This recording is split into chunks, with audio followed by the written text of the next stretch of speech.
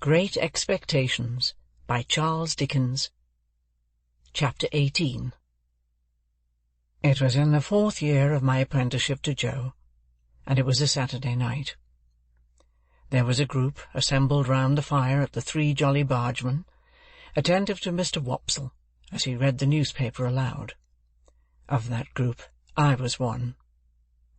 A highly popular murder had been committed, and Mr. Wopsle was imbrued in blood to the eyebrows. He gloated over every abhorrent adjective in the description, and identified himself with every witness at the inquest. He faintly moaned, "I am done for," as the victim, and he barbarously bellowed, "I'll serve you out," as the murderer. He gave the medical testimony in pointed imitation of our local practitioner, and he piped and shook as the aged turnpike-keeper, who had heard blows, to an extent so very paralytic as to suggest a doubt regarding the mental competency of that witness. The coroner, in Mr. Wopsle's hands, became Timon of Athens, the beadle Coriolanus. He enjoyed himself thoroughly, and we all enjoyed ourselves, and were delightfully comfortable. In this cosy state of mind, we came to the verdict, wilful murder.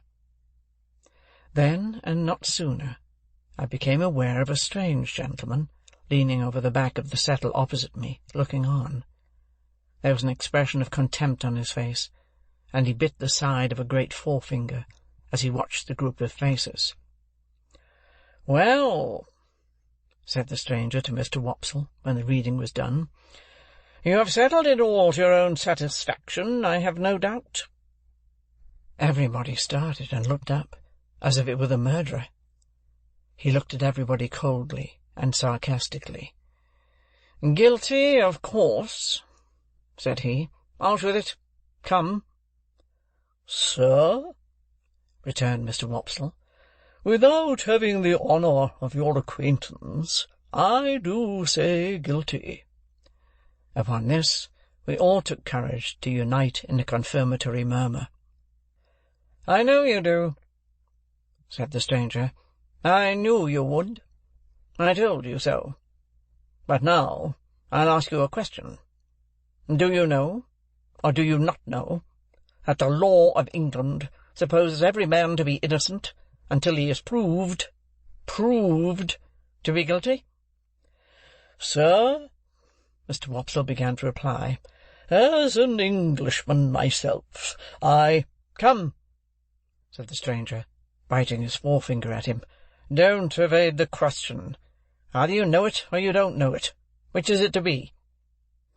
He stood with his head on one side, and himself on one side, in a bullying, interrogative manner, and he threw his forefinger at Mr. Wopsle, as it were to mark him out, before biting it again.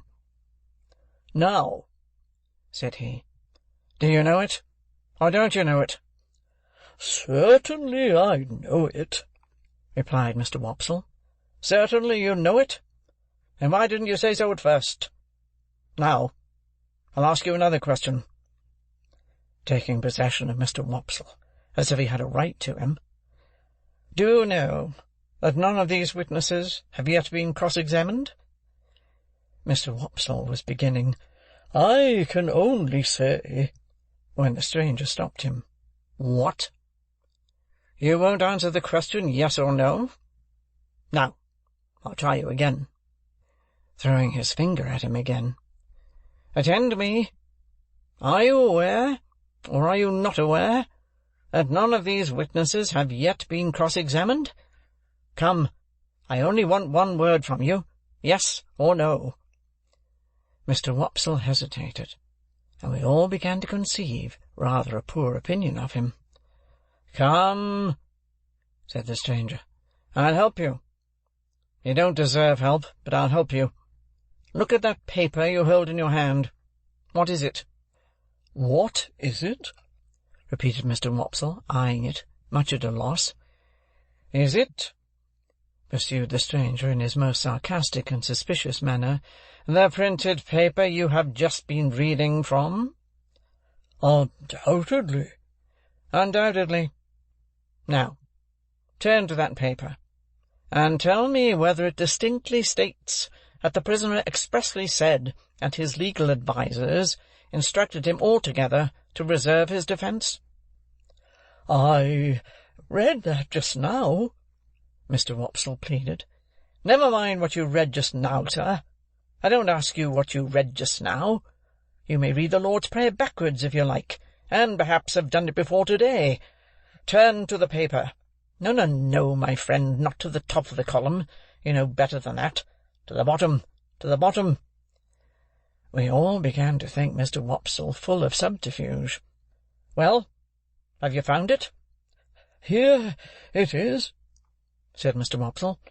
"Now, follow that passage with your eye, and tell me whether it distinctly states that the prisoner expressly said that he was instructed by his legal advisers wholly to reserve his defence.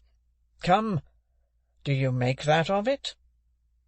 Mr. Wopsle answered, "Those are not the exact words." "Not the exact words?" repeated the gentleman bitterly. "Is that the exact substance?" "Yes," said Mr. Wopsle.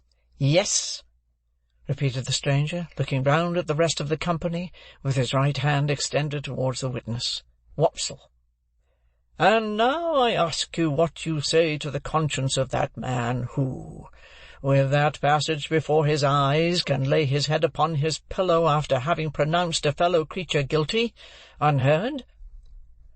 We all began to suspect that Mr. Wopsle was not the man we had thought him, and that he was beginning to be found out. "And that same man, remember," pursued the gentleman, throwing his finger at Mr. Wopsle heavily, "that same man might be summoned as a juryman upon this very trial, and, having thus deeply committed himself, might return to the bosom of his family, and lay his head upon his pillow, after deliberately swearing that he would well and truly try the issue joined between our sovereign lord the king and the prisoner at the bar, and would a true verdict give according to the evidence, so help him God." We were all deeply persuaded that the unfortunate Wopsle had gone too far, and had better stop in his reckless career while there was yet time.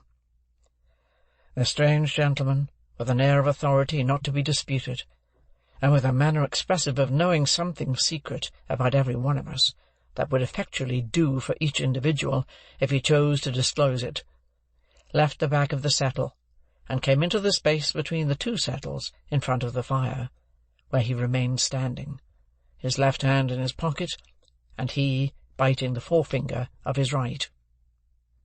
"From information I have received," said he, looking round at us as we all quailed before him, "I have reason to believe there is a blacksmith among you, by name Joseph, or Joe, Gargery. Which is the man?" "Here is the man," said Joe. The strange gentleman beckoned him out of his place, and Joe went. "You have an apprentice," pursued the stranger, "commonly known as Pip. Is he here?" "I am here," I cried. The stranger did not recognize me, but I recognized him as the gentleman I had met on the stairs on the occasion of my second visit to Miss Havisham. I had known him the moment I saw him looking over the settle, and now that I stood confronting him with his hand upon my shoulder, I checked off again in detail his large head, his dark complexion, his deep-set eyes, his bushy black eyebrows, his large watch-chain, his strong black dots of beard and whisker, and even the smell of scented soap on his great hand. "I wish to have a private conference with you two," said he, when he had surveyed me at his leisure. "It will take a little time. Perhaps you had better go to your place of residence. I prefer not to anticipate my communication here. You will impart as much or as little of it as you please to your friends afterwards. I have nothing to do with that." Amidst a wondering silence, we three walked out of the Jolly Bargeman, and in a wondering silence walked home. While going along, the strange gentleman occasionally looked at me, and occasionally bit the side of his finger. As we neared home, Joe, vaguely acknowledging the occasion as an impressive and ceremonious one, went on ahead to open the front door. Our conference was held in the state parlour, which was feebly lighted by one candle. It began with the strange gentleman sitting down at the table, drawing the candle to him, and looking over some entries in his pocket-book. He then put up the pocket-book, and set the candle a little aside, after peering round it into the darkness at Joe and me, to ascertain which was which. "My name," he said, "is Jaggers, and I am a lawyer in London. I am pretty well known. I have unusual business to transact with you, and I commence by explaining that it is not of my originating. If my advice had been asked, I should not have been here. It was not asked, and you see me here. What I have to do as the confidential agent of another, I do. No less, no more." Finding that he could not see us very well from where he sat, he got up, and threw one leg over the back of a chair, and leaned upon it, thus having one foot on the seat of the chair, and one foot on the ground. "Now, Joseph Gargery, I am the bearer of an offer to relieve you of this young fellow, your apprentice. You would not object to cancel his indentures at his request and for his good? You would want nothing for so doing?" "Lord forbid that I should want anything for not standing in Pip's way," said Joe, staring. "Lord forbidding is pious, but not to the purpose," returned Mr. Jaggers. "The question is, would you want anything? Do you want anything?" "The answer is," returned Joe sternly, "no." I thought Mr. Jaggers glanced at Joe as if he considered him a fool for his disinterestedness, but I was too much bewildered between breathless curiosity and surprise to be sure of it. "Very well," said Mr. Jaggers. "Recollect the admission you have made, and don't try to go from it presently." "Who's a-going to try?" retorted Joe. "I don't say anybody is. Do you keep a dog?" "Yes, I do keep a dog." "Bear in mind, then, that Bragg is a good dog, but Holdfast is a better. Bear that in mind, will you?" repeated Mr. Jaggers, shutting his eyes and nodding his head at Joe, as if he were forgiving him something. "Now, I return to this young fellow, and the communication I've got to make is, that he has great expectations." Joe and I gasped, and looked at one another. "I am instructed to communicate to him," said Mr. Jaggers, throwing his finger at me sideways, "that he will come into a handsome property. Further, that it is the desire of the present possessor of that property that he be immediately removed from his present sphere of life and from this place, and be brought up as a gentleman.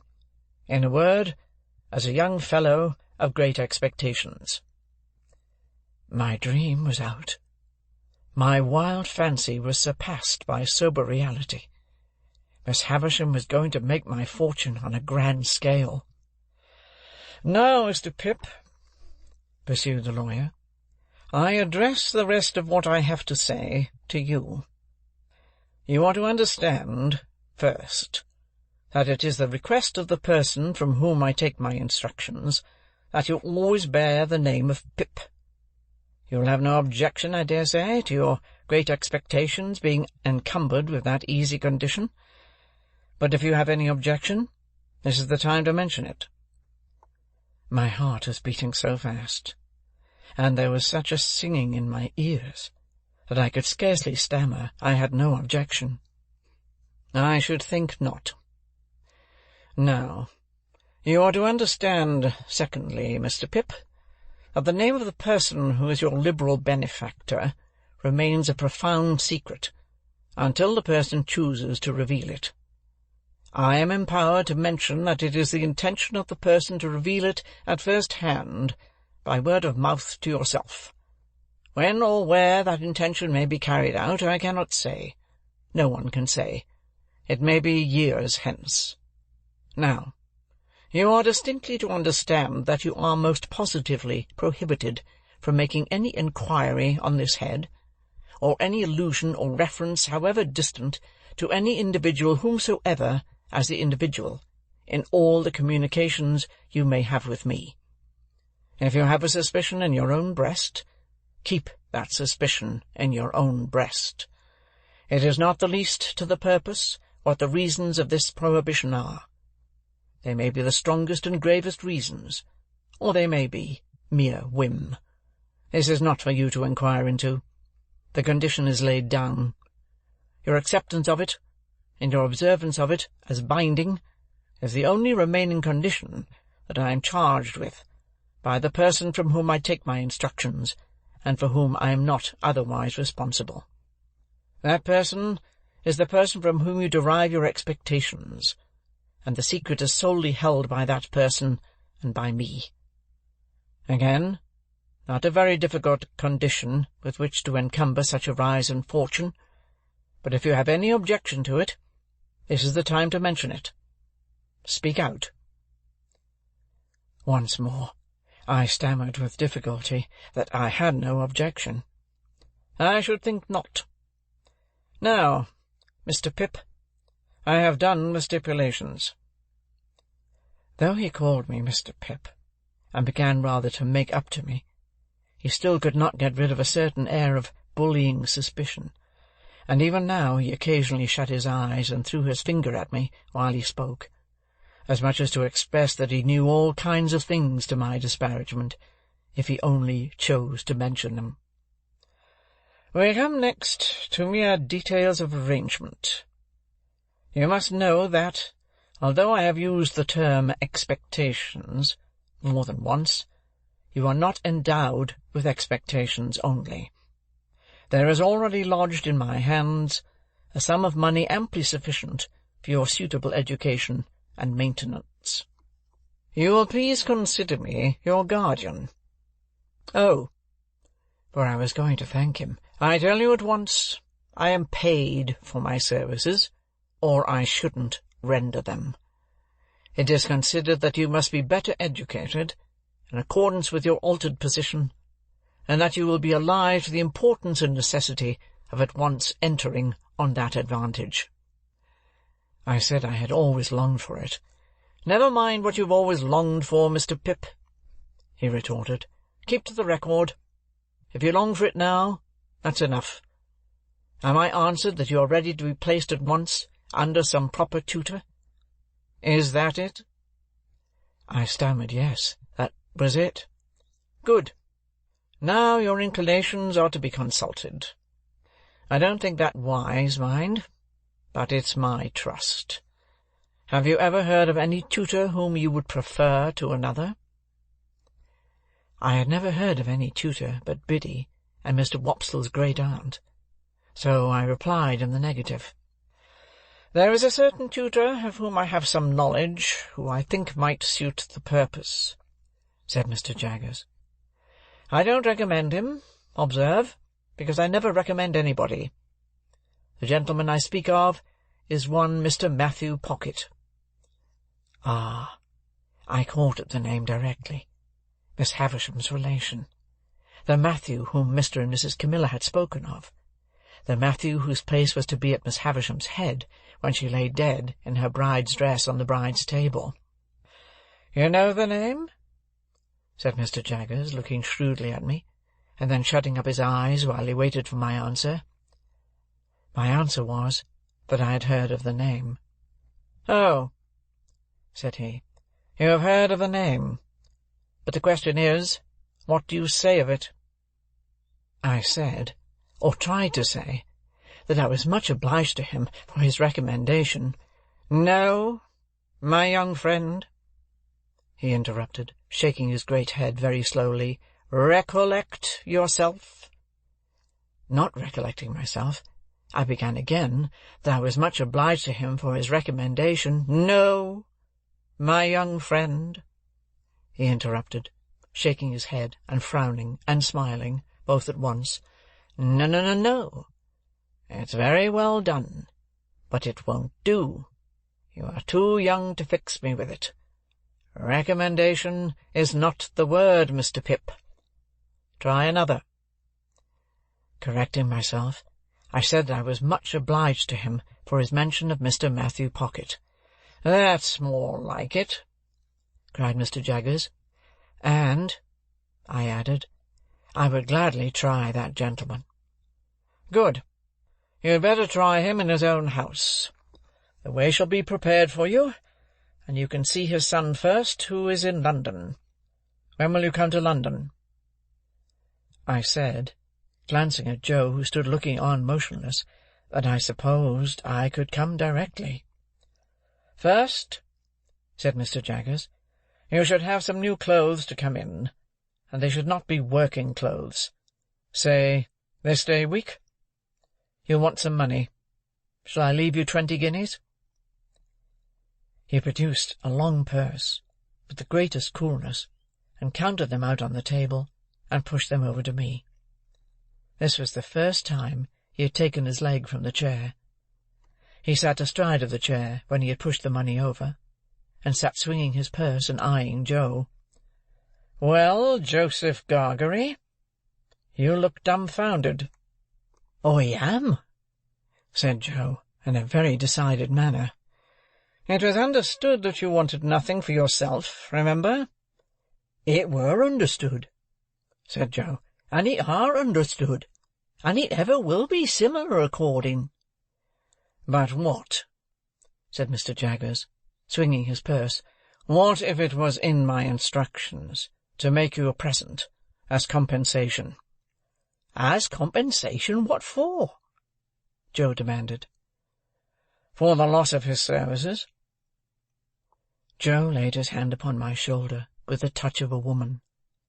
I have often thought him since, like the steam-hammer that can crush a man or pat an egg-shell, in his combination of strength with gentleness. "Pip, is that hearty welcome," said Joe, "to go free with his services, to honour and fortune, as no words can tell him. But if you think as money can make compensation to me for the loss of the little child, what come to the forge, and ever the best of friends—" Oh, dear good Joe, whom I was so ready to leave, and so unthankful to! I see you again, with your muscular blacksmith's arm before your eyes, and your broad chest heaving, and your voice dying away. Oh, dear, good, faithful, tender Joe, I feel the loving tremble of your hand upon my arm, as solemnly this day as if it had been the rustle of an angel's wing. But I encouraged Joe at the time. I was lost in the mazes of my future fortunes, and could not retrace the by-paths we had trodden together. I begged Joe to be comforted, for, as he said, we had ever been the best of friends, and, as I said, we ever would be so. Joe scooped his eyes with his disengaged wrist, as if he were bent on gouging himself, but said not another word. Mr. Jaggers had looked on at this, as one who recognized in Joe the village idiot, and in me his keeper. When it was over, he said, weighing in his hand the purse he had ceased to swing, "Now, Joseph Gargery, I warn you this is your last chance. No half-measures with me. If you mean to take a present that I have it in charge to make you, speak out, and you shall have it. If, on the contrary, you mean to say—" Here, to his great amazement, he was stopped by Joe suddenly working round him with every demonstration of a fell pugilistic purpose. "Which I mean to say," cried Joe, "that if you come into my place bull-baiting and badgering me, come out. Which I mean to say, as such, if you're a man, come on. Which I mean to say, that what I say, I mean to say, and stand or fall by." I drew Joe away, and he immediately became placable, merely stating to me, in an obliging manner, and as a polite expostulatory notice to any one whom it might happen to concern, that he were not a-going to be bull-baited and badgered in his own place. Mr. Jaggers had risen when Joe demonstrated, and had backed near the door. Without evincing any inclination to come in again, he there delivered his valedictory remarks. They were these: "Well, Mr. Pip, I think the sooner you leave here, as you are to be a gentleman, the better. Let it stand for this day week, and you shall receive my printed address in the meantime. You can take a hackney coach at the stage-coach office in London, and come straight to me. Understand that I express no opinion, one way or the other, on the trust I undertake. I am paid for undertaking it, and I do so. Now, understand that, finally. Understand that." He was throwing his finger at both of us, and I think would have gone on, but for his seeming to think Joe dangerous, and going off. Something came into my head which induced me to run after him, as he was going down to the Jolly Bargeman, where he had left a hired carriage. "I beg your pardon, Mr. Jaggers." "Hullo," said he, facing round. "What's the matter?" "I wish to be quite right, Mr. Jaggers, and to keep to your directions, so I thought I'd better ask. Would there be any objection to my taking leave of anyone I know about here before I go away?" "No," said he, looking as if he hardly understood me. "I don't mean in the village only, but uptown." "No," said he, "no objection." I thanked him, and ran home again, and there I found that Joe had already locked the front door, and vacated the state parlour, and was seated by the kitchen fire, with a hand on each knee, gazing intently at the burning coals. I, too, sat down before the fire, and gazed at the coals, and nothing was said for a long time. My sister was in her cushioned chair in her corner, and Biddy sat at her needlework before the fire, and Joe sat next to Biddy, and I sat next to Joe, in the corner opposite my sister. The more I looked into the glowing coals, the more incapable I became of looking at Joe. The longer the silence lasted, the more unable I felt to speak. At length I got out, "Joe, have you told Biddy?" "No, Pip," returned Joe, still looking at the fire, and holding his knees tight, as if he had private information that they intended to make off somewhere. "Which I left it to yourself, Pip." "I would rather you told, Joe." "Pip's a gentleman of fortune, then," said Joe, "and God bless him in it." Biddy dropped her work and looked at me. Joe held his knees and looked at me. I looked at both of them. After a pause, they both heartily congratulated me, but there was a certain touch of sadness in their congratulations that I rather resented. I took it upon myself to impress Biddy, and through Biddy Joe, with the grave obligation I considered my friends under, to know nothing and say nothing about the maker of my fortune. It would all come out in good time, I observed, and in the meanwhile nothing was to be said, save that I had come into great expectations from a mysterious patron. Biddy nodded her head thoughtfully at the fire as she took up her work again, and said she would be very particular, and Joe, still detaining his knees, said, "Aye, aye, I'll be eckervally particular, Pip." And then they congratulated me again, and went on to express so much wonder at the notion of my being a gentleman, that I didn't half like it. Infinite pains were then taken by Biddy to convey to my sister some idea of what had happened. To the best of my belief those efforts entirely failed. She laughed and nodded her head a great many times, and even repeated after Biddy the words Pip and property, but I doubt if they had more meaning in them than an election cry, and I cannot suggest a darker picture of her state of mind. I never could have believed it without experience, but as Joe and Biddy became more at their cheerful ease again, I became quite gloomy. Dissatisfied with my fortune? Of course I could not be. But it is possible that I may have been, without quite knowing it, dissatisfied with myself. Anyhow, I sat with my elbow on my knee and my face upon my hand, looking into the fire, as those two talked about my going away, and about what they should do without me, and all that. And whenever I caught one of them looking at me, though never so pleasantly, and they often looked at me, particularly Biddy, I felt offended, as if they were expressing some mistrust of me, though heaven knows they never did by word or sign.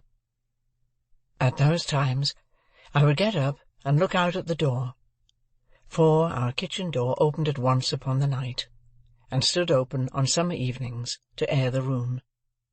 The very stars to which I then raised my eyes, I am afraid I took to be but poor and humble stars, for glittering on the rustic objects among which I had passed my life. "Saturday night," said I, when we sat at our supper of bread and cheese and beer. 5 more days, and then the day before the day, they'll soon go. "Yes, Pip," observed Joe, whose voice sounded hollow in his beer mug. "They'll soon go." "Soon go," said Biddy. "I have been thinking, Joe, that when I go downtown on Monday, and order my new clothes, I shall tell the tailor that I'll come and put them on there, or that I'll have them sent to Mr. Pumblechook's. It would be very disagreeable to be stared at by all the people here."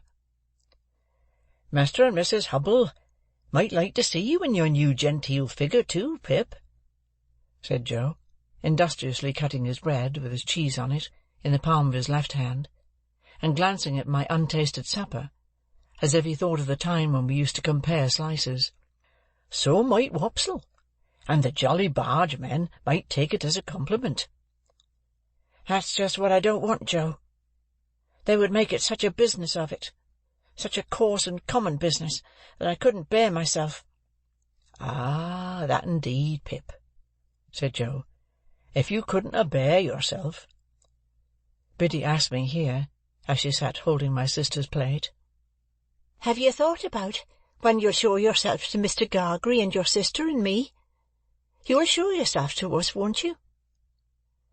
"Biddy," I returned, with some resentment, "you are so exceedingly quick that it is difficult to keep up with you." "She always were quick," observed Joe.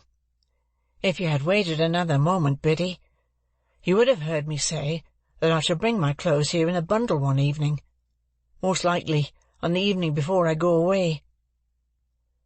Biddy said no more. Handsomely forgiving her, I soon exchanged an affectionate good night with her and Joe, and went up to bed. When I got into my little room, I sat down and took a long look at it, as a mean little room that I should soon be parted from, and raised above, for ever. It was furnished with fresh young remembrances too, and even at the same moment I fell into much the same confused division of mind between it and the better rooms to which I was going, as I had been in so often between the Forge and Miss Havisham's, and Biddy and Estella. The sun had been shining brightly all day on the roof of my attic, and the room was warm.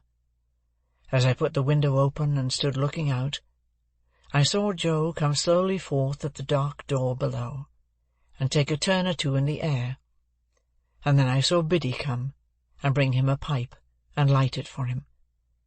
He never smoked so late, and it seemed to hint to me that he wanted comforting, for some reason or other.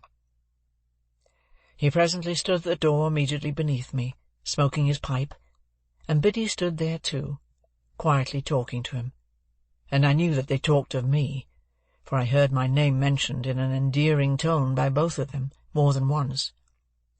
I would not have listened for more, if I could have heard more, so I drew away from the window, and sat down in my one chair by the bedside, feeling it very sorrowful and strange that this first night of my bright fortunes should be the loneliest I had ever known.